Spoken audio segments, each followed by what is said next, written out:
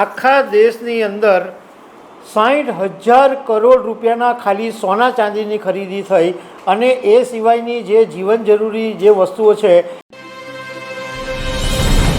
ગઈકાલે 18 ઓક્ટોબરના દિવસે ધનતેરસ ગઈ અને ધનતેરસનો દિવસ એવું માનવામાં આવે કે સુખ અને સમૃદ્ધિ લાવનારો દિવસ હોય અને એ દિવસે જે ખરીદી કરવામાં આવે એ શુભ ખરીદી હોય એવું માનવામાં આવે છે. તમને જાણીને નવાઈ લાગશે કે સોના ચાંદીના ભાવો આસમાને હોવા છતાં ગઈકાલે ધનતેરસના દિવસે આખા દેશની અંદર 60,000 કરોડ રૂપિયાના ખાલી સોના ચાંદીની ખરીદી થઈ અને એ સિવાયની જે જીવન જરૂરી જે વસ્તુઓ છે એ મળીને ટોટલ એક જ દિવસમાં 1 લાખ કરોડ રૂપિયાની ખરીદી થઈ છે. 1 લાખ કરોડ રૂપિયાનો બિઝનેસ થયો છે. તો આના વિશે હું તમારી સાથે વાત કરીશ. મારું નામ રાજેશ શાહ છે અને તમે જોઈ રહ્યા છો ગુજરાતના સૌથી મોટા ડિજિટલ પ્લેટફોર્મ ખબર છે.com.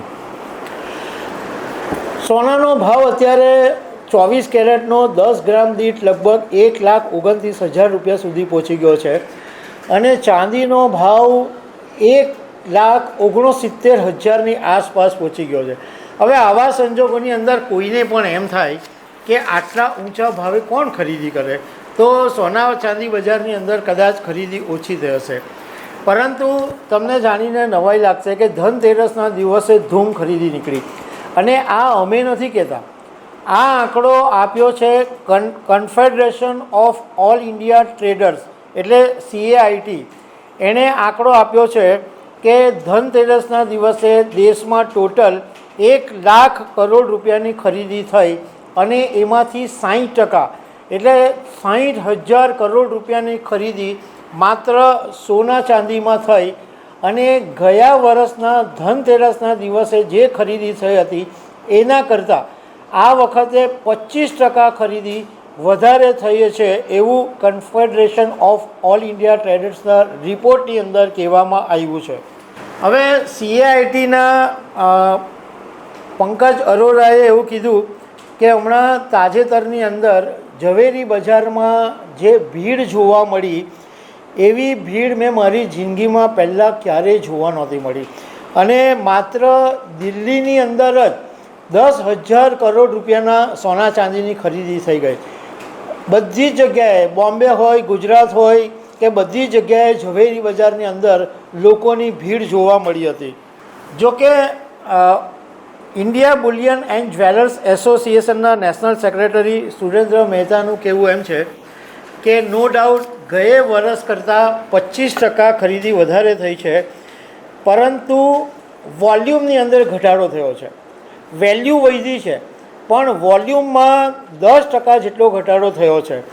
ગયા વર્ષે ધનતેરસના દિવસે 39 ટન સોનું વેચાયું હતું, એની સરખામણીએ આ વખતે 36 ટન સોનું વેચાયું. મતલબમાં વોલ્યુમની દૃષ્ટિએ ઘટાડો થયો પરંતુ સોનાના ભાવ વધારે વધ્યા એટલા માટે વેલ્યુની દૃષ્ટિએ 25%નો વધારો દેખાઈ રહ્યો છે. હવે આ જ વર્ષની અંદર 2025માં જ સોનાનો ભાવ છે એ 53,422 રૂપિયા વધ્યો અને ચાંદીમાં 83,213 રૂપિયા ખાલી એક વર્ષની અંદર વધી ગયા.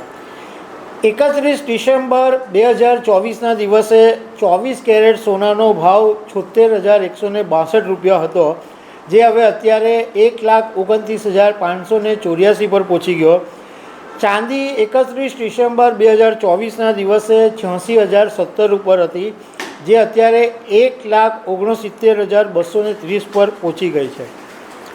હવે સોના ચાંદી સિવાય જે બીજા બધા સેક્ટરની અંદર ખરીદી થઈ છે એમાં કિચન એપ્લાયન્સીસમાં 15,000 કરોડ રૂપિયાની ખરીદી થઈ, ઇલેક્ટ્રોનિક સેગમેન્ટની અંદર 10,000 કરોડ રૂપિયાની ખરીદી થઈ, ડેકોરેટિવ સેગમેન્ટની અંદર 3,000 કરોડ રૂપિયાની ખરીદી થઈ, ડ્રાયફ્રૂટ્સ, મીઠાઈ, કાર્સ એ બધું મળીને 12,000 કરોડ રૂપિયાની ખરીદી થઈ. એમાં કારના જ ખાલી 8,000 કરોડ રૂપિયાની ખરીદી થઈ અને મારુતિ સુઝુકી જેવી કંપનીએ આ ધનતેરસના દિવસે લગભગ 50,000 કાર્ડની ડિલિવરી કરી.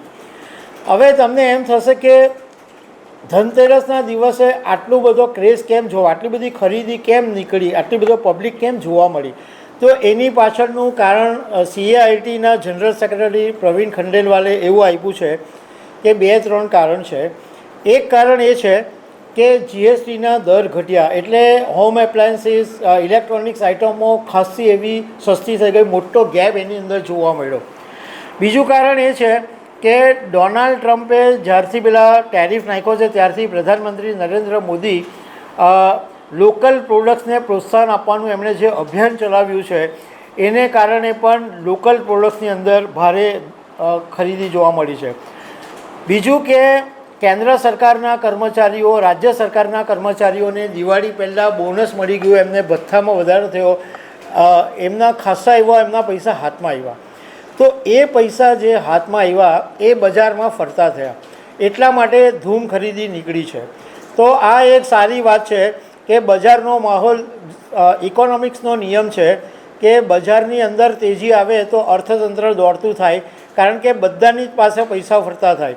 ઇલેક્ટ્રોનિક્સવાળાની ખરીદી થાય તો એ ફર્નિચર ખરીદે, ને ફર્નિચરવાળાને નફો થાય તો એ કાર ખરીદે, એટલે આખું પૈસાનું જે ચક્કર છે એ ફરતું થાય. તો દર્શક મિત્રો, આવી અનેક વાતો સાથે અમે તમને મળતા રહીશું. Thank you very much.